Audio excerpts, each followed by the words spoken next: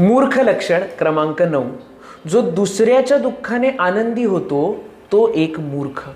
ह्याला असुरी आनंद असं देखील म्हणतात किंवा राक्षसी आनंद असंही म्हणतात. दुसऱ्याच्या दुःखात आनंद मानणे किंवा दुसऱ्याच्या सुखात स्वतः दुःखी होणे, ह्याला काय अर्थ आहे? असं म्हटलं जातं की सुख हे वाटल्याने वाढतं आणि दुःख हे वाटल्याने कमी होतं. पण याच्या विरुद्ध जो अगदी वागतो आणि दुसऱ्याच्या दुःखामध्ये स्वतः आनंद व्यक्त करतो तो एक मूर्खच. मूर्ख लक्षण क्रमांक 10, जो मनुष्य सदा सर्व काळ चिंता करत राहतो तोही एक मूर्खच.